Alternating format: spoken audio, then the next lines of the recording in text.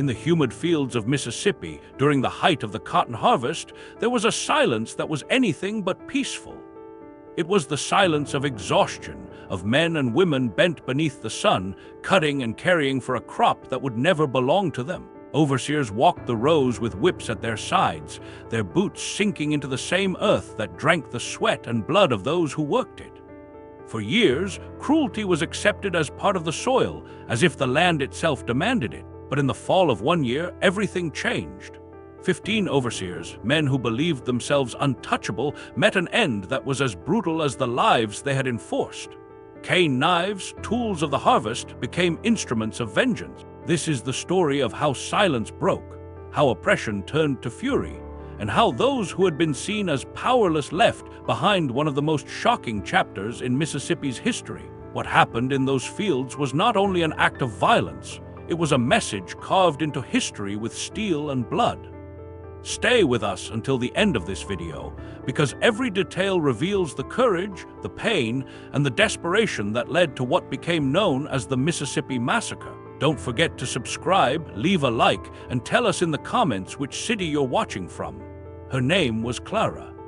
Born into bondage on the banks of the Mississippi River, she had known the rhythm of the cotton fields since she was strong enough to carry a sack. To most, she was just another woman bent under the heat, her back scarred by lashes, her hands hardened by endless harvests. But those who worked beside her saw something more. Clara was quick with her hands, sharper still with her mind, and she carried herself with a quiet dignity that no whip could strip away. She had become, over the years, a figure others leaned on. When someone fell sick, she brewed teas from leaves she had learned about from her mother, who whispered remedies in hushed tones when she was still alive. When a child cried in hunger, Clara would share from her own portion, no matter how small. And when the nights grew unbearable with the weight of suffering, she would sing soft hymns under the moonlight, her voice carrying across the quarters like a promise that tomorrow could be endured. To the overseers, she was unremarkable, a woman who worked hard and rarely spoke back. They did not see the way others looked to her, the way her presence gave them strength. But within Clara was a contradiction. She was respected among her own, yet bound in chains that denied her humanity. That duality lived in her every step. She obeyed because she had no choice, but her eyes never lowered in defeat. Clara's knowledge of the fields was unmatched. She knew which rows yielded best, how the cane knives should be sharpened, how to tie the cotton so it would weigh less on the scales overseers manipulated to cheat them. She noticed everything, the rotations of guards, the moments when the overseers grew lazy with drink, and the cracks in their routines that no one else cared to see. For years, she bore it all in silence. She did what was expected, not because she accepted her place, but because she was waiting. Every insult, every bruise, every lash carved into her memory was a record of debts that, one day, she believed would have to be paid. Clara was not loud, nor was she reckless, but there was steel inside her that those in power failed to recognize. She was the quiet center of her people, the one who bound them together through kindness and endurance. And though she had never spoken the words aloud, those who looked into her eyes understood. Clara would not bend forever. Something inside her was building, slow and steady, like a storm beyond the horizon. The turning point for Clara came one summer when the sun refused to show mercy, beating down on the fields until the air shimmered like fire. The harvest was falling behind, and the overseers had grown more ruthless with every passing day. Whips cracked not just for mistakes, but for speed, for imagined laziness, for the simple cruelty of reminding men and women who held the power. That day, Clara's younger brother, Samuel, was struggling to keep pace. He was only 16, his frame thin from years of poor food, but he had inherited the same determined spirit that Clara carried. When his sack of cotton was judged too light, an overseer named Harlan struck him across the face with the butt of his rifle. Samuel fell, blood spilling into the dirt, and the field froze in silence. Clara dropped her bundle and rushed to him, cradling his head in her hands. Harlan ordered her back to work. She refused. The whip fell across her back before she even had time to think. Blow after blow landed, each one meant to humiliate her in front of everyone, but Clara did not let go of her brother. She shielded him with her own body until two other overseers dragged her away, throwing her against the fence post. By the end of the day, Samuel was gone. His body was carried out of the field as if it were nothing more than another load to be disposed of. That night, Clara sat alone outside the quarters, the stars above blurred by her tears. Her back throbbed, her arms trembled, but none of that compared to the hollow ache in her chest. She had always known loss, but this was different. Samuel had been her last living tie to her mother, the only blood family she had left. His death was not an accident. It was a deliberate act of brutality, committed in broad daylight for everyone to see. The others tried to console her. Some urged her to endure, to survive quietly as their parents and grandparents had. But Clara could not. A seed had been planted deep inside her, watered with grief and rage. She thought of the overseers laughing as Samuel's body was dragged away, and she knew then that silence was no longer an option. She made a promise to herself, one she never spoke aloud. The men who took Samuel's life would one day pay with their own. It was not just vengeance. It was the only form of justice left to her in a world where laws protected cruelty and punished the innocent. From that night forward, every day she rose with a new purpose. The overseers thought they had broken her. In truth, they had created something far more dangerous, a woman who had nothing left to lose. In the months after Samuel's death, the fields of Mississippi seemed to grow heavier with each passing day. The cotton still stretched in endless white rows, but for Clara and the others, it no longer looked like a crop. It looked like a graveyard. Every plant reminded her of the blood spilled, of the lives consumed by a system that gave nothing back. The overseers, perhaps sensing the despair, became even more brutal. Whips cracked more often, punishments grew harsher, and food rations shrank. What had once been unbearable was now closer to unlivable. A new overseer arrived that season, a man named Porter. He was younger than the others, but far crueler. Where some relied on violence to maintain order, Porter seemed to enjoy inventing new ways to humiliate. He forced the workers to sing while picking, mocking their voices when they faltered. He cut rations for entire groups if one person fell behind. If he suspected a complaint, he dragged people in front of the others and beat them until they could not stand. His presence turned fear into a constant shadow that lingered even in the few hours of rest at night. Clara watched, silent but burning inside. She began noticing how others' eyes turned to her more often, searching for strength, searching for some sign of hope. She gave them none, not yet. She knew that speaking too soon, moving too quickly, could destroy them all. But she listened to their whispered frustrations at night, the murmured prayers, the quiet curses under their breath. She could feel their anger rising, and it mirrored her own. One evening, as the sun dipped low and the overseers gathered to drink, Clara saw Porter strike an elderly man who could no longer lift his sack. The blow was so hard the old man collapsed in the dust. Clara clenched her fists, forcing herself not to move. Every muscle in her body screamed to act, to throw herself at Porter, but she stayed still, because in that moment she realized something important. She was not the only one filled with rage. Dozens of eyes glared silently at the overseer, filled with the same hatred that had been simmering in her chest since Samuel's death. The weight of injustice was no longer hers alone, it was shared. And in that realization, Clara felt the first outlines of possibility. If she could channel that anger, if she could give it direction, then the overseer's cruelty might one day turn against them. The tension grew like a storm cloud, dark and heavy, impossible to ignore. The overseers mistook silence for submission, but Clara knew better. Beneath the stillness, something was building. Each lash, each insult, each humiliation was fuel. And Clara, with her sharp eyes and steady patience, began to understand that the moment was coming when the oppressed would no longer bow. The breaking point came during the harvest of 1859, when the fields were at their fullest and the demand for labor reached its peak. The overseers pushed harder than ever, forcing the workers into the fields before sunrise and keeping them until the moon was high. Sleep was a luxury, food was scarce, and the smallest mistake meant pain. The air was thick with exhaustion, and yet the overseers demanded more. Clara had been watching Porter carefully. His cruelty had grown reckless, fueled by whiskey and arrogance. One afternoon, when the sun burned hot enough to blister skin, he accused Clara of hiding cotton in her sack to cheat the weight. Everyone knew the accusation was a lie. Clara had always picked faster than most, but truth did not matter to him. In front of the others, Porter grabbed her by the arm and dragged her toward the whipping post. The workers froze, fear and fury rippling across their faces. Clara stood silent, her jaw clenched, her eyes locked on Porter's. She did not beg, she did not cry. That defiance enraged him more than any words could have. He lashed her across the back again and again, each strike cutting through her shirt, drawing blood. By the 10th blow, Clara's knees buckled, but still she stared up at him, her gaze unbroken. The silence of the field was shattered when another overseer laughed. That laugh was the sound Clara would never forget, the sound of mockery, of cruelty without consequence. Something inside her broke, or perhaps something long buried finally emerged. In that moment, Clara knew that nothing would ever return to the way it had been. She would not endure another day like this. She would not allow another life to be crushed under their boots. When the whipping ended, Clara fell to the dirt, but her spirit was not crushed. That night, as she lay on her cot, the pain radiating through her body, she felt only clarity.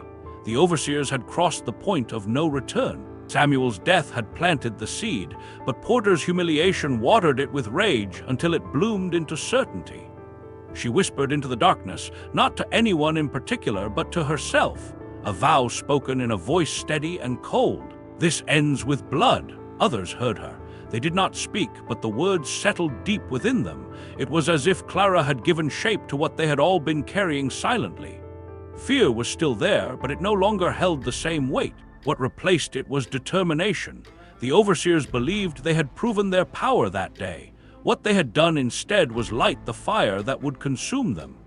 The days after Clara's public whipping were heavy with silence, but beneath that silence, something was moving. The workers continued in the fields as always, bent under the sun, their faces blank, their hands busy.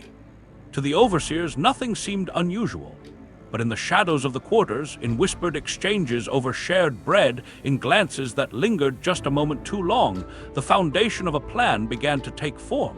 Clara did not speak openly at first. She tested the ground, watching for those who carried the same fire she did. It was not difficult to find them. There was Henry, a tall man who had lost 2 sons to an overseer's rifle after they tried to run. There was Ruth, a woman whose back was a lattice of scars, each mark a story of humiliation. There was Elias, quiet but strong, who had once been caught teaching children letters in secret and was nearly beaten to death for it. Each of them carried a wound too deep to heal, a memory too raw to forget. One by one, Clara approached them at night, her voice low, her words careful. She did not need to persuade them with speeches. She simply spoke the truth they already knew. Nothing would change unless they forced it to. They listened, their faces lit by the dim glow of lanterns, and they nodded. For the first time, despair began to feel like strength. Over the weeks that followed, a small circle formed. They met when the overseers slept, pretending to share hymns or stories, but weaving together the threads of a conspiracy. Cane knives, sharp, heavy, and always within reach, would be their weapons. Tools of harvest would become tools of reckoning.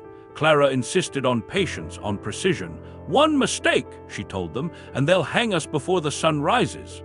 The plan was simple but deadly. They would wait until the harvest feast, a night when the overseers gathered to drink and boast after the cotton was weighed.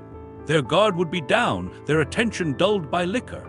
That was when the workers would strike. Each ally was assigned a role: who would watch the doors, who would block the paths, who would deliver the first blows. It was not chaos they wanted, it was justice, deliberate and complete. On the eve of the planned night, Clara gathered them for one final meeting. They stood in a circle, their hands joined, the air thick with fear and determination. No preacher led them, no ritual beyond their own trembling voices. But they made a vow, a promise that if one fell, the others would not falter. If one was caught, the others would finish what had been started. In that quiet moment, the weight of centuries pressed on them, but so did the hope of breaking free. The overseers still slept soundly, ignorant of the storm building at their feet. But in the hearts of Clara and her companions, the decision was sealed. There would be no turning back. The night of the harvest feast arrived with a deceptive calm. The fields lay quiet under a swollen moon, the air thick with the sweet, heavy smell of crushed cane and sweat. The overseers gathered in the large barn that served as their hall, its doors thrown wide, lanterns glowing against the dark. Laughter spilled out into the night as mugs of whiskey clinked, the sound sharp and careless. They believed the season was theirs to celebrate. They believed those who toiled for them were too broken to ever rise. Clara and her companions moved silently through the shadows. Each carried a cane knife, the steel polished, the edges honed to a deadly sharpness. The knives had always been instruments of survival, meant for the stalks of cane, but tonight they were symbols of something far greater. For weeks the plan had lived in whispers. Now it lived in their hands. Inside, the overseers were loud, their voices carrying over the music of a fiddle someone had brought. They boasted about the harvest, about the weight of the cotton, about the lashes they had given. Porter sat at the head of the table, his face flushed, his hand wrapped around a bottle. His laughter was the loudest of all, booming and cruel. When the signal came, a single knock against the barn wall, it was Clara who stepped in first. Her knife gleamed in the lantern light, and for a moment, silence fell as the overseers turned in surprise. That silence shattered with the first strike. Henry's blade cut across a man's throat before he could rise. Ruth drove her knife into the belly of another, her face set in grim determination. Screams filled the barn, chairs toppled, the table overturned in chaos. The workers moved with precision, just as they had planned. Each overseer was met with the fury of those they had tormented, their strength multiplied by years of rage. The knives rose and fell, each blow fueled by memory, by sons lost, by backs scarred, by brothers beaten to death. The overseers fought back at first, scrambling for rifles, but the drink had dulled their reflexes, and fear gripped them when they realized this was not a random rebellion. This was execution. Porter tried to run, shoving past the bodies, but Clara was waiting. She met him at the doorway, her eyes steady, her hand unshaking. For a moment, the barn seemed to shrink around them, the noise dimming into a blur. Porter's face twisted in something between rage and terror. Clara did not speak. She did not need to. With one swift motion, she brought the knife across his throat, ending the man who had taken her brother's life and tried to crush her spirit. When it was done, 15 overseers lay dead or dying in the dirt and straw of the barn. The air reeked of blood and smoke from overturned lanterns. The workers stood together, breathing hard, their knives dripping, their faces lit by firelight. For the first time, the balance of power had shifted. The Mississippi fields, once a place of silence and submission, had become a battlefield, and victory belonged to those who had been silenced for too long. The barn was no longer a hall of celebration. It had become a tomb. The overseer's laughter had been replaced by the crackle of fire as an overturned lantern licked its way up the wooden beams. The flames spread quickly, devouring the table, the spilled whiskey fueling the blaze. Outside, the workers gathered, their faces lit in flickering orange, the smell of smoke mixing with blood and sweat.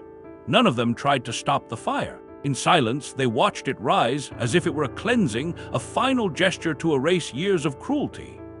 Clara stood at the front, her knife still in her hand, though her grip had softened. She looked not at the flames, but at the people around her. The men and women who had carried scars too deep for anyone to measure, who had found the courage to stand together. Their eyes were wide, not just with fear of what came next, but with something new, the taste of freedom. For the first time, the overseers would not return at dawn. For the first time, silence would not follow the crack of the whip. The fire grew, sparks bursting into the night sky like signals to the heavens. The barn collapsed inward, beams crashing, the sound echoing through the fields. Some whispered prayers, others simply stood in awe. The flames seemed to burn not only the bodies inside, but the very memory of subjugation. What rose from that inferno was not despair, but purification. When the last of the roof caved in, Clara turned to the group. Her voice was steady, though heavy with exhaustion. "Tonight, we've ended what they thought could never end. Tonight, we've shown that their power was not unbreakable." Her words carried over the crackle of flames, sinking into every heart. No one cheered. There was no celebration in what they had done. It was justice, raw and brutal, carved from necessity. As the fire consumed the last of the barn, the workers began to move through the quarters. Some broke open storerooms where food had been locked away, distributing it freely for the first time. Others cut the ropes and chains that had bound them, tossing them into the fire so the metal hissed and melted. Children, who had known only fear in those fields, clung to their mothers and fathers, their small faces illuminated by the blaze. By dawn, the plantation no longer resembled the place it had been. The barn was ash, the overseers were gone, and the air felt different, lighter though heavy with what lay ahead. The act of destruction was more than revenge, it was release. The fire was their final declaration, the old order was dead. As the sun broke over the horizon, the Mississippi sky glowed red, not just from the sunrise, but from the embers that still smoldered. The land was scarred, but so were they, and scars, Clara knew, did not only mark suffering, they marked survival. When the sun rose over the Mississippi fields, the land looked different. Where the barn once stood, only smoke and ash curled into the morning air. The bodies of the overseers had been reduced to charred remains, unrecognizable, their names and power burned away with the fire. For the men and women who had lived under their whips, the silence that followed was overwhelming. No barked orders, no crack of lashes, only the rustle of leaves, the chirping of insects, and the sound of their own breathing. For the first time, they were free to decide what to do with a day. Some wept openly, releasing years of grief they had never dared to show. Others clutched their children, whispering words of hope they had never spoken before. The massacre had not only broken chains of flesh, it had shattered the chains in their minds. Clara walked among them, her body still raw with wounds, her face lined with exhaustion, but she carried herself with the same quiet authority that had led them here. People turned to her instinctively, waiting for her voice, her direction. But the world outside their fields did not sleep. Word of the massacre spread quickly, carried by the smoke in the sky and by whispers along the river. By mid-morning, neighbors from nearby plantations came to see the ruins. Some stared in shock, others in fear, a few in quiet admiration. But among the planters, panic ignited. The overseers' deaths were not just blood spilled in a barn, they were a threat to the system itself. If one group of workers could rise, others could too. Within hours, warnings reached the nearest town. Men mounted horses, weapons slung across their shoulders, determined to crush what they called a rebellion. Rumors grew, exaggerating the number of dead overseers, turning Clara and her companions into figures of terror. They dismembered them with cane knives, one man told another. They'll come for the rest of us if we don't stop them. Fear fueled vengeance, and vengeance called for soldiers. Back in the quarters, Clara felt the urgency rising. She knew they could not stay. The fire had cleansed one night of cruelty, but it had also lit a signal that would draw retaliation. Some argued for running north, toward the river, toward whispers of freedom. Others insisted on holding their ground, prepared to defend what they had taken back. Clara listened to them all, her mind turning over possibilities, the weight of every life pressing on her shoulders. As the day stretched on, the tension hardened. They had tasted liberation, but freedom was fragile, slipping through their fingers even as they tried to hold it. What had been gained in one night now balanced against the full force of the system ready to crush them. Still, a spark remained. Even as riders gathered miles away, even as rifles were loaded, the story of what had happened in those fields was already growing. Among the enslaved across the county, whispers began. They rose up. They fought back. They killed 15 men. Clara's name was spreading, not as a worker, not as a victim, but as a leader. By the second night, the riders came. Dozens of men on horseback, armed with rifles and torches, their faces set in grim determination. To them, this was not about justice for the dead overseers. It was about restoring control, about stamping out a spark before it spread into a fire that could engulf the entire South. The Mississippi sky glowed once more, but this time it was from the torches carried by those who came to crush what had begun. Clara and the others were ready. They had no illusions about their chances against guns and horses. Cane knives were sharp, but bullets were faster. Still, they stood together. Henry and Elias took positions near the road, ready to meet the first wave. Ruth gathered the women and children, leading them toward the woods, whispering promises that they would be safe, though she knew safety was a fragile word. Clara stood at the center, her back straight, her knife in her hand, the fire of Samuel's memory burning in her eyes. The riders stormed the quarters, shouting, firing into the night. Screams cut through the air as chaos erupted. The workers fought fiercely, striking from the shadows, using every ounce of their strength. A few riders fell, dragged from their saddles, their blood soaking the same earth they had once claimed. But the numbers were against them. One by one, Clara's companions fell, their bravery etched into every desperate blow. Clara fought until her arms were heavy and her body could no longer ignore the wounds. Surrounded, she did not beg, she did not run. She stood as she had always stood, defiant. When the final shot rang out, it was not just her body that fell, but a symbol that rose.